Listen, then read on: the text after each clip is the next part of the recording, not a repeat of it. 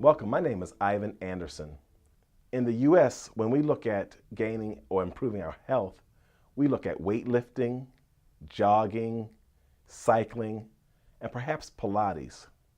Today I'm going to discuss energy medicine, specifically healing energy practices, practices that you can incorporate daily to improve your health and overall well-being. Practices such as yoga, qigong, tai chi, reiki, and prayer. I'm going to encourage you to use some of the aforementioned practices that will not only strengthen your body, but will also balance your mind and spirit. Qigong is an ancient Chinese form of movement dating back over 4,000 years. Some feel Qigong gets its roots from yoga because Qigong is considered to be Chinese yoga. All Qigong postures are performed while standing. Qigong balances the energy system of the meridians. Qigong involves a series of postures that are held for perhaps seconds, or for even some, at least an hour, so that blocked energy can be released in the electrical system of the body. You'll feel that you had a real workout after you've tried some of these exercises. Now I'll share a story about Qigong and what it's done for me personally. I've practiced the martial arts, karate specifically, for more than 40 years. But it was not until I practiced Qigong that I began to feel what we say in karate is ki, or the Chinese say chi. So while performing some of the postures, I felt this electricity come from the floor through my legs, up through my waist, and extending through my arms. And then I could finally go, whoa! This is the stuff that I've been waiting more than 30 years to get. And I began to feel it after 3 months of Qigong, where I've been trying to get it after more than 30 years of martial arts. Once I began sensing this chi or this ki, I was able to then pinpoint areas in the body where the chi or the ki wasn't flowing. And then from a healing standpoint, I could touch that area and relieve the pain. Tai Chi is an ancient form of movement based on stringing together a series of Qigong postures. In Asian cultures here in the US as well as abroad, just after daybreak, you can see elderly folk practicing these slow, graceful, and flowing movements. What they're really doing is cultivating their chi, moving their energy, moving their life force, helping it flow through their body so that they can maintain health and wellness. Now, don't be deceived about Tai Chi. While it might look to be for the elderly, there's a second side to it. Tai Chi is actually a martial art as well. So depending on what your interest is, you can kill two birds with one stone. Learn to use movements for health and wellness, as well as learn techniques that could inevitably help protect you. So now I'm going to share a story about the subtleties of Tai Chi. A friend of mine took me to his Tai Chi master and he said, "Let me see your karate form." So when I showed him my form, he said, "Oh, that form, it's used to hurt people." So I grew up in the inner city in an urban environment. If I needed to use karate, I needed it to hurt people. But he says, no, it's all in there. So when you understand the principles of energy and of Tai Chi, you work to build harmony within yourself. Then from yourself, you want to spread it to your family if you have children, a spouse.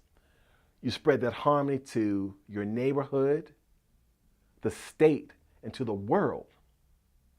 So it's really not about doing harm to anyone else. It's about bringing balance to yourself and letting that balance act like a pebble dropped in water and rippling outward. So let's talk about yoga. Yoga is an East Indian practice that dates back over 5,000 years. Yoga involves standing, kneeling, lying down, while holding postures or stretching. Yoga activates these swirling vortices that are positioned along the spine, and they energize and charge the entire body. Yoga can bring balance to the body, peace and calm to the mind, while bringing strength and overall fitness and well-being. So I have a funny story about yoga, and perhaps this story will address some of the concerns that some of you have out there. Well, about 30 years ago, I first got on the yoga mat and I was doing some of the postures and some of the stretches. Then all of a sudden, I had this overwhelming feeling come over my body. I finished the class, but I was determined I would never return to yoga again. Because for me, in the paradigm I grew up in, was that this stuff could be, maybe devil worship or something. It scared me so much that I wasn't going to return. Then after years of martial arts, studying Shiatsu, I realized what I experienced was some of those vortices opening up and releasing and giving me a sense of exhilaration that I wasn't prepared for at that time and no one told me about. So yoga is certainly safe, it's something to be enjoyed, and something that can bring balance to your life. Reiki. Reiki is a Japanese form of energy healing that is based on ancient knowledge, but has only become popular worldwide in the last 20 years. Reiki involves touching the body lightly or holding the hands just a few inches over the body, directing healing energy to your body. Reiki can be performed anywhere. It can even be performed at a distance. You can use Reiki to reduce stress, pain, and inflammation. Some say Reiki can actually cure cancer and heal other ailments. I've never been trained formally in Reiki, but I do understand energy. So here's something I kind of found that was kind of cute for me, kind of funny. Where some of my family members and friends, they would call me and say, "Ivan, I have a headache." I said, "Okay, well, call me back in an hour or so and let me know how you feel." So they'd call me back in an hour and say, "Oh, I'm feeling great." I knew I would.